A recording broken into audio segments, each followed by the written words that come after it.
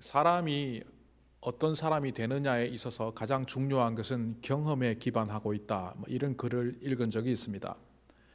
그 글을 쓴 사람은 과학자였습니다. 그래서 그가 말한 경험은 단순히 우리가 말하는 일반적인 경험을 말하는 것이 아니라 5가지의 감각을 통해서 취합된 정보들이 결국 그 사람에게 영향을 주고 그 사람의 인성, 그 사람의 품성까지도 결정한다. 이런 이야기였습니다.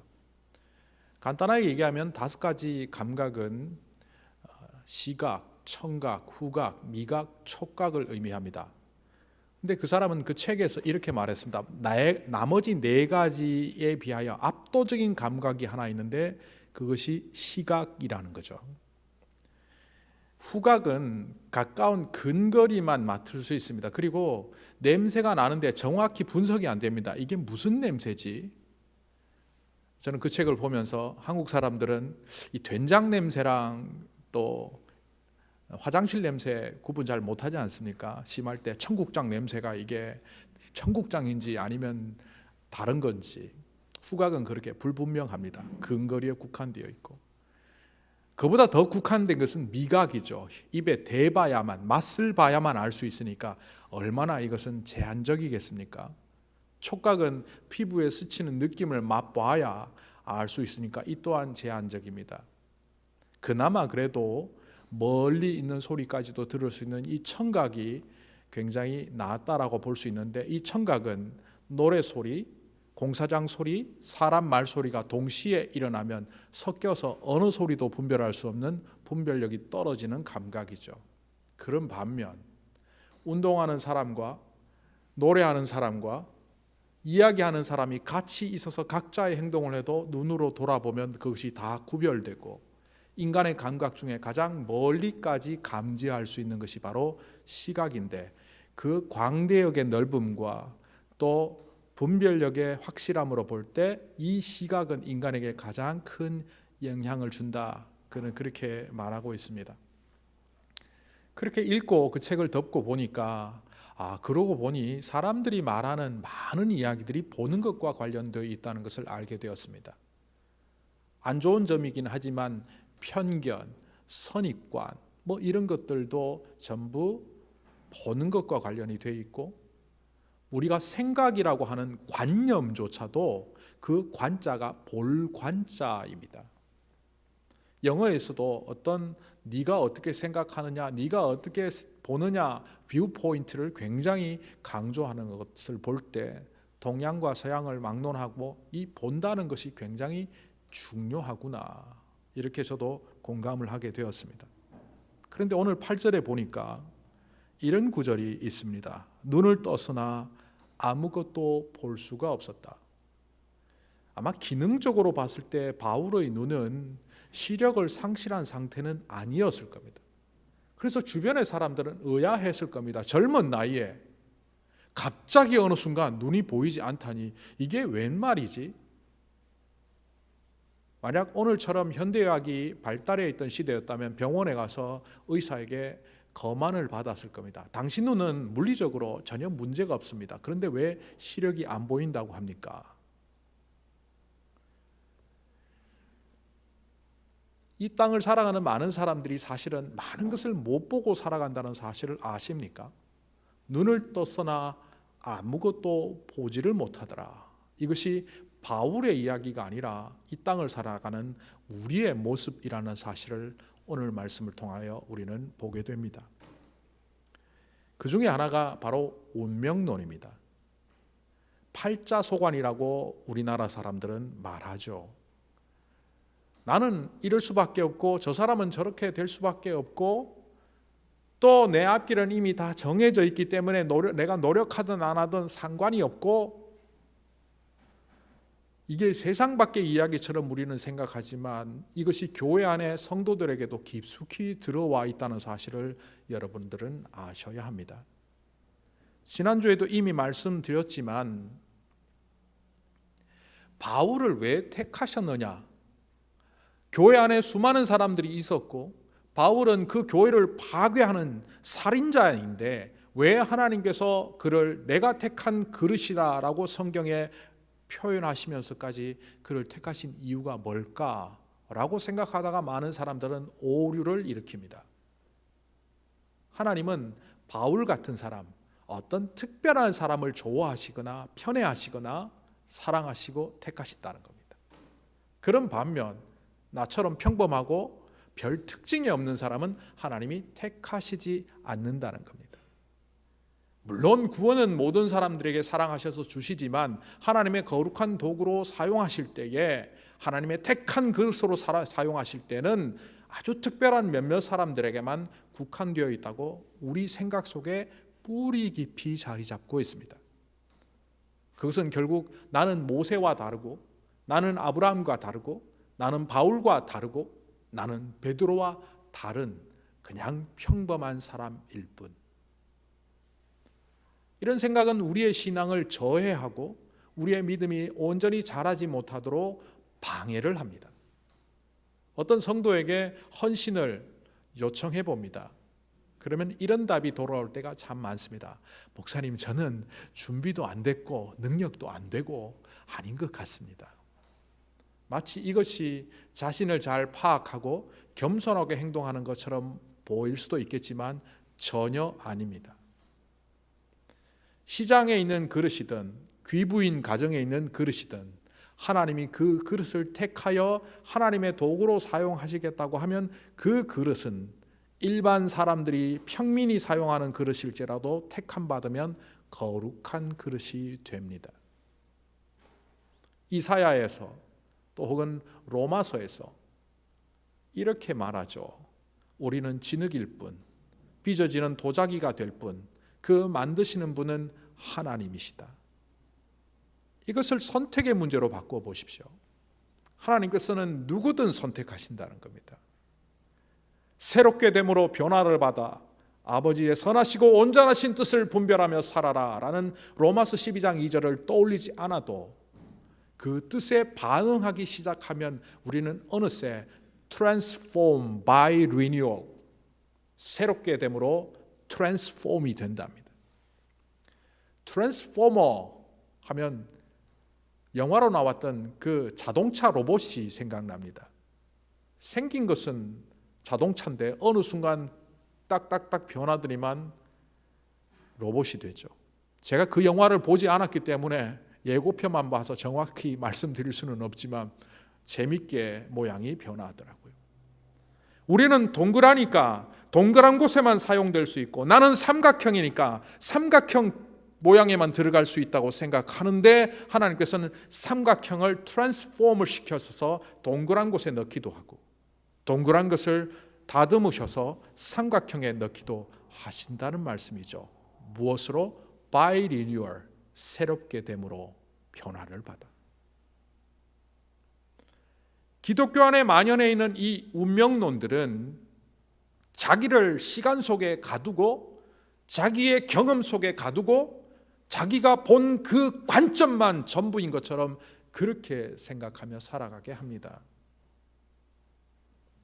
민영미 선교사가 70년생으로 제가 기억하는데 나이 50에 세상을 떠났습니다. 우리는 이렇게 안타까워하죠. 그 젊은 나이에 어떻게 세상을 떠날 수 있지? 이보다 더 젊은 나이에 떠난 사람들도 제가 장례를 치른 적이 있습니다. 어떻게 이 젊은 나이에 세상을 떠나게 하셨을까요? 이제 선교사로 가서 몇 년 잘 적응해서 선교 사역을 잘 감당할 만한 때가 되었는데 막상 제대로 헌신하려고 하는데 이 땅을 떠나다니 어떻게 이럴 수가 있을까요? 오늘 칼럼에도 썼지만 저도 그런 마음이 슬쩍 들기에 기도를 했습니다. 하나님의 뜻이 있으셔서 그러신 줄은 알지만 황망하고 안타깝습니다. 그때 제 머릿속에 루비 캔드릭이라는 선교사를 떠올리게 해주셨습니다. 칼럼에도 제가 그 연도를 표시한 것으로 나오는데요. 나이 25살에 우리나라에서 순교했습니다. 그것도 맹장염이라는 별것 아닌 병으로 말입니다. 자기의 고국에 있었으면 안 죽을 수도 있었는데 그 가난하기 그지없고 의료시설이 아무것도 없던 조선 땅에서 맹장염으로 이 땅을 떠난 25세 된 선교사.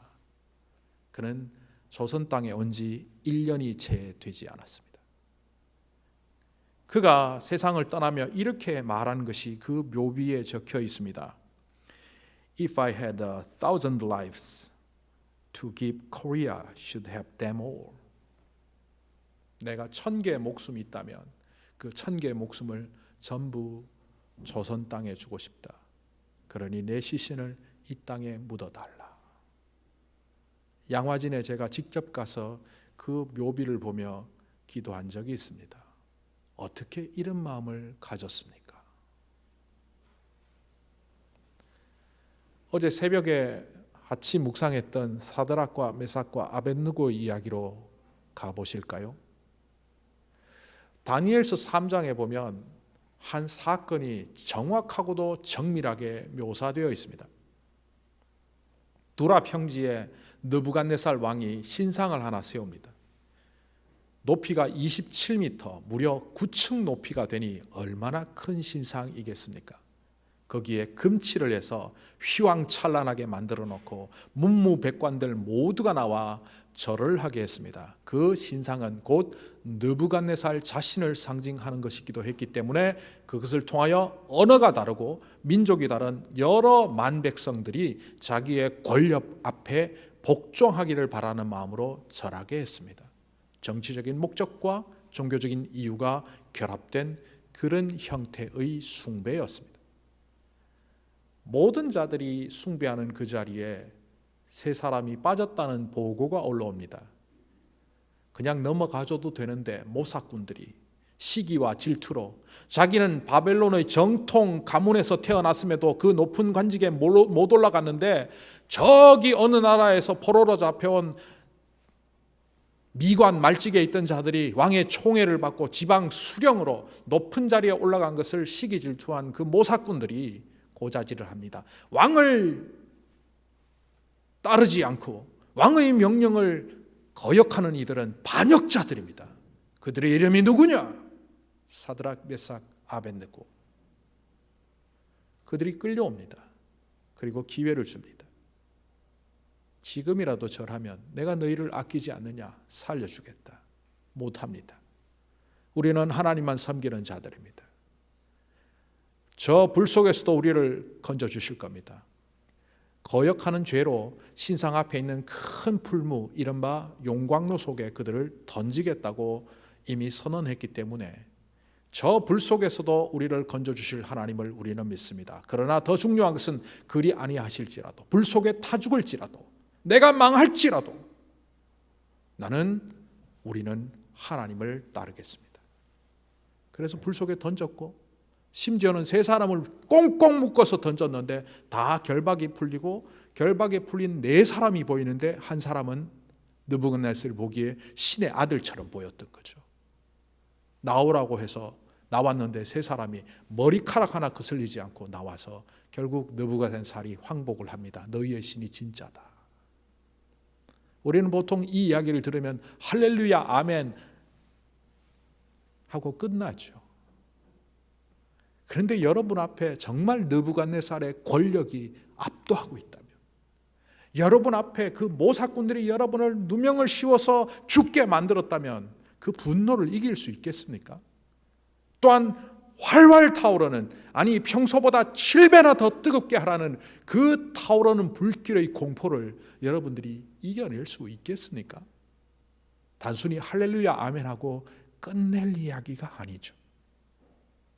할렐루야 아멘하고 끝내는 사람들의 대부분은 그들은 그들이고 나는 나고, 내가 어떻게 다니엘과 사드락과 메삭 아벳느고와 같이 그렇게 믿음의 위인으로 살아갈 수 있겠어? 그들은 특별히 선택된 자들이고 나는 그저 일개 성도에 불과하고.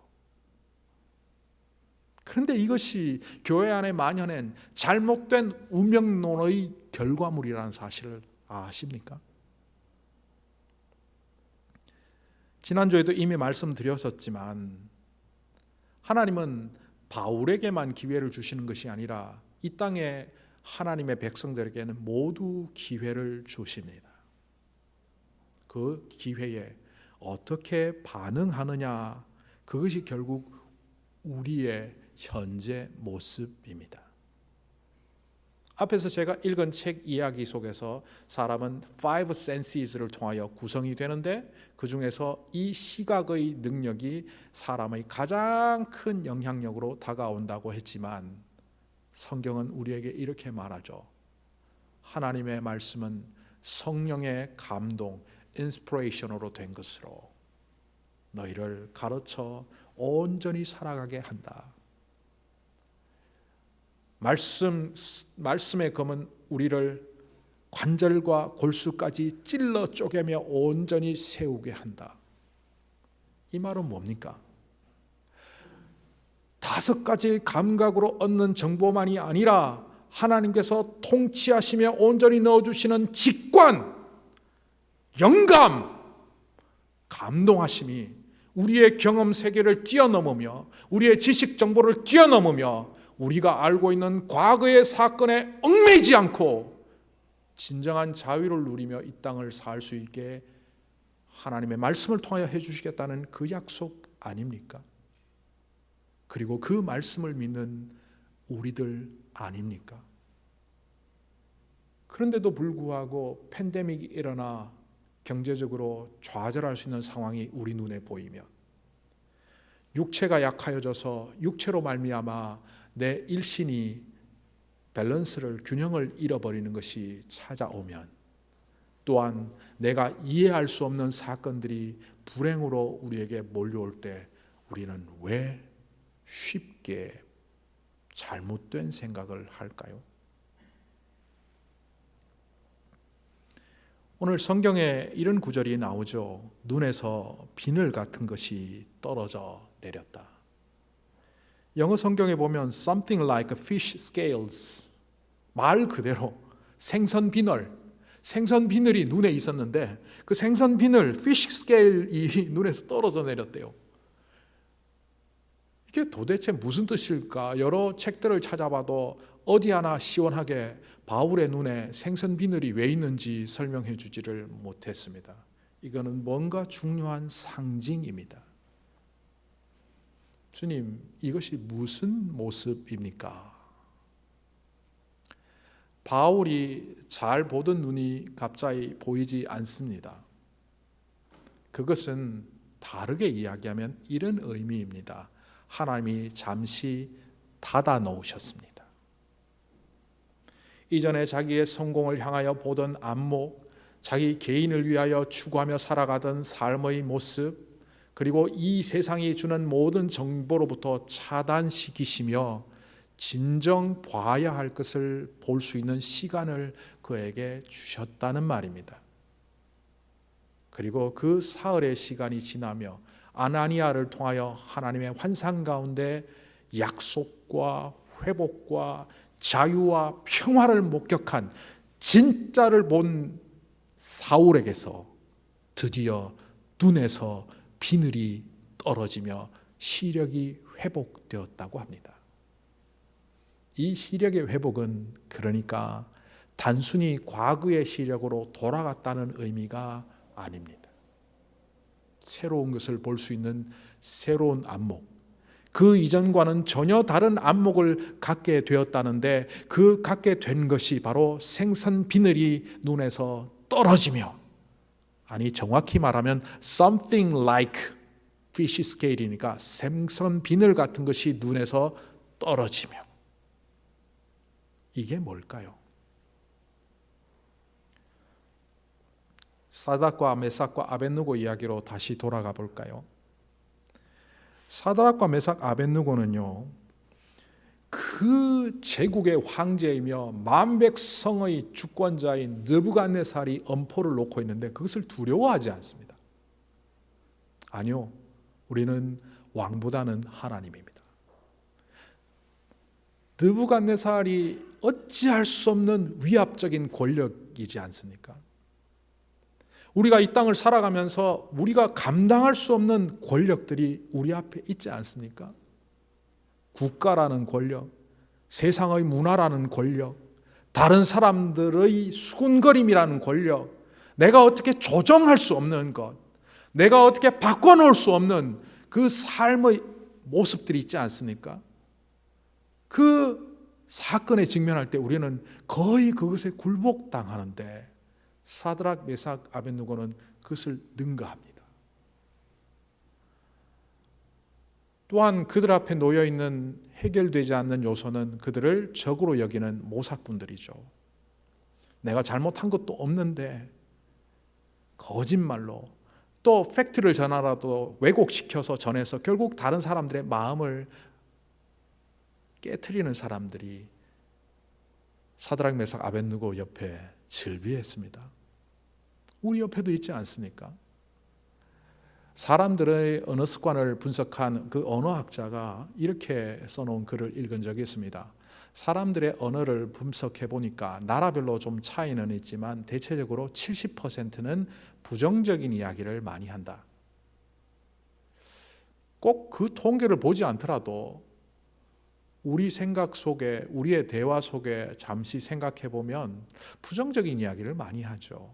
남을 칭찬하기보다는 뒤에서 험담을 더 많이 얘기하고 결점을 더 많이 지적하죠. 또 어떤 사건을 볼 때도 행복하고 즐겁고 감사한 조건보다는 주로 안 좋고 기분 나쁘고 불만스러운 상황을 더 많이 얘기하죠. 성격에 따라서 조금의 차이는 있지만 대부분의 사람들은 그 언어학자의 통계처럼 70%, 나라마다 조금 차이는 있더라고요. 70% 정도가 부정적인 이야기를 한답니다. 그래서 부정적인 이야기를 쏟아놓다 보니까 다른 사람들을 위해하고 폄하하고 심지어는 나도 모르는 사이에 공격하고 나도 그랬고 이웃도 나에게 그러는 현실 속에 우리가 살다 보니까 우리 안에는 부글거림이 있죠. 분노가 있어요. 저 사람이 나를 그럴 수가 있어? 심지어는 가족끼리도 그러지 않습니까? 교회 안에서 성도들끼리도 그러고 목장 안에서 목장 식구들끼리도 갈등하고 싸우고 다투는 그 모든 요소를 가만히 보면 서로에 대하여 친절하지 않고 배려하지 않고 사랑의 언어를 사용하지 않는 그 이유 때문 아닙니까? 그렇다면 나도 너도 전부 모삭꾼 아닙니까? 이런 현실 속에서 우리는 상처를 주고 상처를 입고 그러고 살아가며 분노합니다. 주로 우리는 내가 잘못한 것은 잊어버리고 다른 사람 잘못한 것은 영원히 기억하려고 하는 이상한 성향이 있지요. 사드락, 메삭, 아벳느고는 이 사람들의 모함과 비난과 질투와 시기를 어떻게 극복했을까요? 그들은 여기에 분노하지 않았습니다. 그들이 뭐라고 말하든 그거에 대꾸하지 않고 그들은 자신들의 갈 바를 갔습니다. 우리들은 신상에 경배하지 않겠습니다. 누가 그러든가요? 왕이시여, 누가 함부로 왕을 배반했다고 반역했다고 말하든가요? 언 놈이에요? 하지 않았습니다. 그리고 그들을 정말 무섭게 하는 것은 불입니다. 지금 당장 들어가면 그 속에서 타 죽는 것은 당연한 일인 그 뜨거운 풀무 속으로 집어 넣겠답니다. 그것도 7배나 더 뜨겁게 해서 말입니다. 우리의 삶에 이 두려운 일들이 얼마나 많습니까? 어떤 때는 자녀의 문제가, 어떤 때는 건강의 문제가, 어떤 때는 재정의 문제가 불처럼 우리에게 공격해 오지 않습니까? 내가 어떻게 할 수 없는 그 불구덩이에 들어가서 나 어떻게 살아야 되지? 그 불을 두려워하면서 사는데 이들은 이렇게 말합니다. 그 불 속에 들어가서 있을 때 하나님이 우리를 구원해 주실 분들은 그 안에서 타 죽더라도 우리는 그것을 두려워하지 않습니다. 어떻게 이렇게 극복할 수 있었을까요? 생선 비늘 같은 그 비늘이 눈에서 떨어질 때 바울은 어떤 경험을 했을 것 같습니까? 내가 지금까지 성공을 위하여 달려온 인생, 이것 잘못되었구나. 내가 하나님을 믿는다고 하면서 오히려 예수 그리스도를 따르는 사람들을 죽이고 박해했던 것이 잘못되었구나. 내가 지금까지 하나님을 잘 믿고 하나님의 말씀을 따른다고 했던 것은 전부 나의 성공을 위한 도구에 불과했고, 나는 하나님의 뜻과 상관없이 나 자신의 성공을 위하여 달려왔구나를 깨달았죠. 그리고 자신을 보호하는 장치 하나씩 내려놓습니다. 대제사장의 권한, 가말리엘 문화생이라는 것, 그것, 로마 시민권자라는 그것. 그래서 그는 그의 서신에 이렇게 말합니다. 과거에 내가 히브리인 중에 히브리인이요, 바리새인 중에 바리새인이요, 로마 시민권자요, 그 누구보다 뛰어났던 이 모든 것들을 내 배설물처럼 버리겠다. 결국 그는 자기를 보호하는 장치라고 여겼던 그것들이 자신을 보호하지 못한다는 것을 깨달았고, 그 보호 장치를 내려놓았다는 겁니다. 생선 비늘이 뭡니까? 생선을 보호하는 장치입니다. 우리가 생선 먹을 때 비늘을 벗겨내고 먹는데 그 참 불편하죠. 먹는 사람 입장에서는. 그런데 생선의 입장에서는 그 생선은 자기의 속 피부와 내장을 보호하는 보호장치입니다. 내려놓을 수 없는 거예요. 왜 오늘 여기서 생선 비늘 같은 뭔가가 벗겨져 나갔다라고 하는가 하면, 우리의 건강도 우리의 자녀도 우리의 재정도 우리가 함부로 내려놓을 수 없는 것이지만, 우리의 인생의 안위와 내 자신의 자존심과 지식과 모든 감각을 통한 정보들을 함부로 내려놓을 수 없는 거지만, 그런데 더 정확히 말하면 그것들은 우리를 보호해 줄 수 없다는 겁니다. 그리고 온전히 하나님이신 그분께서 나를 보호해 줄 때, 불구덩이든 아니든 내가 눈을 뜨든 감았든 상관없이 내 인생이 복될 수밖에 없다는 것을 믿었던 그 사람의 시작점이 오늘 바울의 비닐이 벗겨지며 눈이 뜨는 이 사건이요, 용광로 앞에서도 굴하지 않았던 사드락 메삭 아벳느고의 사건입니다. 이들은 도대체 무엇을 보았을까? 저는 그들이 무엇을 보고 있었는지 알 수 없습니다. 그러나 그들의 심정 상태가 어떠했는지는 충분히 짐작 가능합니다. 사드락 메삭 아벳느고 이야기 해볼까요? 하나님, 우리가 어린 시절에 예루살렘에서 귀족 자제로 잘 자라는 것 감사한 일인데, 부모 형제 다 잃고 강제로 포로로 잡혀와 거세당하고 바벨론 군으로 들어가서 환관으로 살아가는 그 과정이 우리에게 얼마나 고통이었는지 주심 아시지 않습니까? 그래갖고 어떻게 바벨론 왕의 눈에 띄어서 지방 수령관으로 높은 자리에 올랐는데 결국 이마저도 다 잃게 하십니까? 그리고 이 젊은 나이에 이 생애를 불 속에서 마치게 하셔야 합니까? 라고 보지 않았습니다.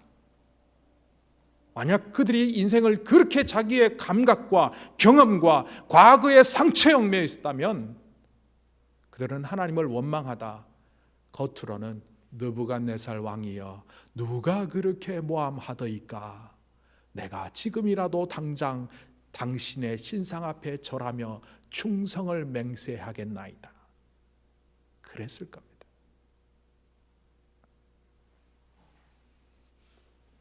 그들의 심정은 이러했겠죠.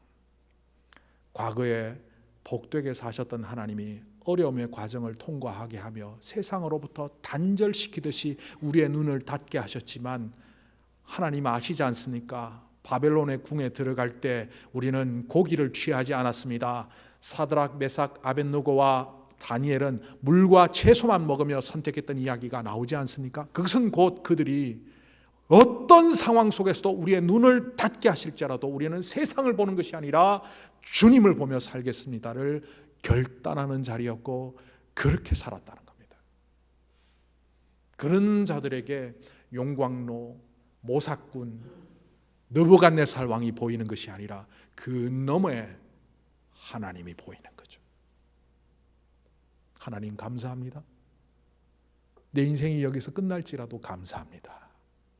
내가 불을 두려워하지 않고, 내가 느부갓네살을 두려워하지 않고, 모사꾼들에게 분노하지 않고 하나님을 택할 수 있도록 믿음을 주심을 감사합니다. 영광의 길을 걸어가겠습니다. 자신의 인생 속에 어떤 상황 가운데서도 함께 하시는 주님을 목격하며 감사하는 자로 설 때 그들은 불 속으로 들어갔고 불 속에서 살아남았습니다. 자신의 성공을 위하여 달려오던 바울이 그 성공이 인생의 목표가 아니라 내가 만백성을 위하여 세운 나의 선택한 그릇이라는 그 말씀에 응답하며 이제는 모든 사람에게 기회를 주셨지만 그 기회에 제대로 반응할 사람이 별로 없어서 안타까워하시는 하나님의 음성, 하나님의 마음을 이해하며 누가 우리를 위하여 갈고 하실 때 내가 여기 있습니다 말했던 이사야처럼 자신을 죽이러 온 바울을 위하여 가서 기도해 주라 할 때 내가 여기 있습니다 라고 말했던 아나니아처럼 이 바울 또한 내가 그렇게 하겠습니다. Yes, I do. 그 말하는 자리가 바로 눈에서 피늘 같은 것이 벗겨지는 자리입니다. 루비 캔드릭 25세에 우리나라에서 절명했던 그 선교사 또한 나이 50에 네팔 땅에서 그가 사랑하는 네팔 땅에서 하나님의 부르심을 받은 민영미 선교사 그들은 영광의 길을 갔습니다. 그렇다면 오늘 저와 여러분은 이 땅에서 어떤 길을 걸어가야 할까요? 기도하시겠습니다.